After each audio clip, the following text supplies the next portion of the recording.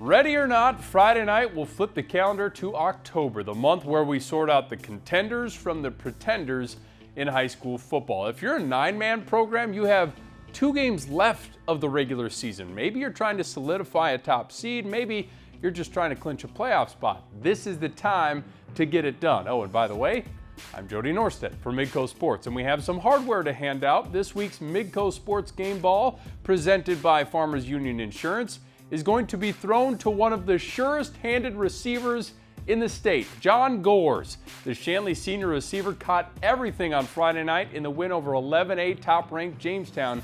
Wait until you see his numbers. Let's just say he would have been a great fantasy football start. More on Gores in a bit, but let's get to our top performers list, starting with the dynamite performance in 9-man ball. There was only one Class B team that picked off a ranked opponent this week. The answer?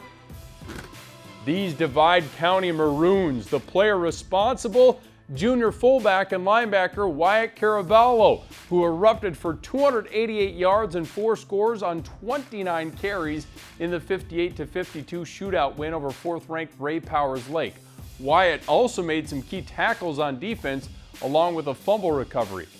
An honorable mention goes out to his opponent that night, Tyson Enget, who accounted for 7 touchdowns in the loss. Enget's been a mainstay on this list this season for the Outlaws. How about this next performance? Shiloh Christian is starting to heat up at the perfect time. Michael Fagerlund put the team on his back in the 37-30 win over Hazen by rushing for 290 yards and 4 touchdowns. He added 5 tackles and a sensational one-handed interception in the victory. The Skyhawks have now won 3 straight games by 7 or 8 points. They've won 5 straight overall. Nelson County remains unbeaten in the 9-man ranks. Senior Garrett Hawkinson was the bell cow in Friday's win over North Star. He averaged nearly 10 yards per carry, racking up 240 yards and 5 touchdowns against the Bearcats. They look like a favorite to win the Region 3 title. Don't look now, but Devils Lake has won 4 straight for the first time in a decade. They were trailing Central 15-0 after the first quarter on the road when Ben Heilman began to take over. Heilman ended up passing for 100 yards and a score and rushing for 195 yards and 2 more touchdowns. The senior quarterback is having an outstanding season. First place in the 11A EDC is on the line this Friday night as Devils Lake hosts Fargo North. From a Firebird to a wildfire, Mount Regent New England's Nathan Kaufman might have a case for worst snub of the year for game ball. He went bonkers on Friday, rushing for 360 yards and 4 touchdowns, then passing for 126 and another score in his team's win over Grant County Flasher. Here's what I'll do though. Nathan, we're sending a camera to shoot your game against Heading or Scranton on Friday night. If you ball out again, you'll score an interview with us after the game for Varsity Sports Live. How about that?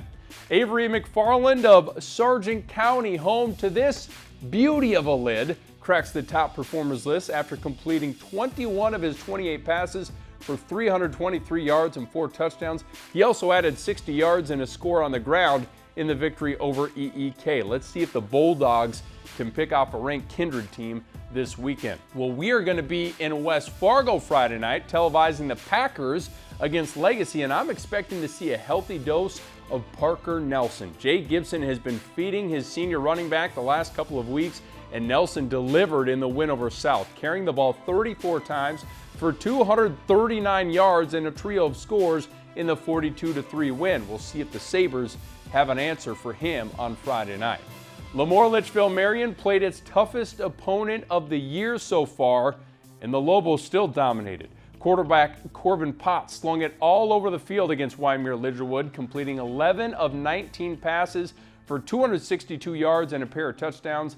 Potts and that offense are averaging over 63 points per game on the year. Incredible.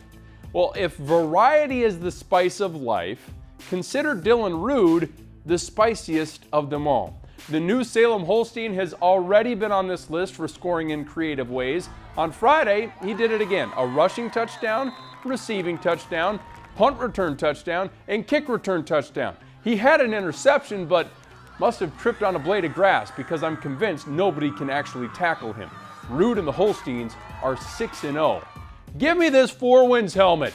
Jaden Yankton got it done on a Thursday night, but heck, it still counts. The Indians quarterback completed 14 of his 15 passes for 282 and 5 scores, including 1 rushing in the dominant win over 𝗕𝗹𝗃. The Indians were so close to a win the week before against 𝗕𝗹𝗃𝗃𝐶𝗫, so it's great to see them break through and get that first dub of the season. Congrats to Jaden and his teammates. But now it's time to show you how the game ball winner got it done. Shanley's opponent on Friday night, Jamestown, was undefeated on the season and had allowed only 3 touchdowns all year, none through the air. Then John Gores showed up and put on a receiving clinic. Gores came into the game with 23 catches through the first 4 games. He finished the night with 21 receptions in the game, turning that into a whopping 263 yards and 2 touchdowns. It didn't matter what coverage the Blue Jays' outstanding defense was throwing at him. He was just too quick and his hands were just too sticky. His starting QB, Michael Rosberg, ended up passing for over 300 yards before leaving with a shoulder injury. And this pass was perfect to the corner of the end zone, by the way. What a performance by Gores, who now has a state-best 44 catches for 645 receiving yards and 7 touchdowns. Amazing. Well, who will ball out this Friday? Carson Hagerly and the Packers hosting a legacy team that's hungry for consistency right now. Make sure you tune in for the 6 o'clock kickoff on Midco Sports 2 Friday night, and then watch Varsity Sports Live at 10:30. We'll see you then.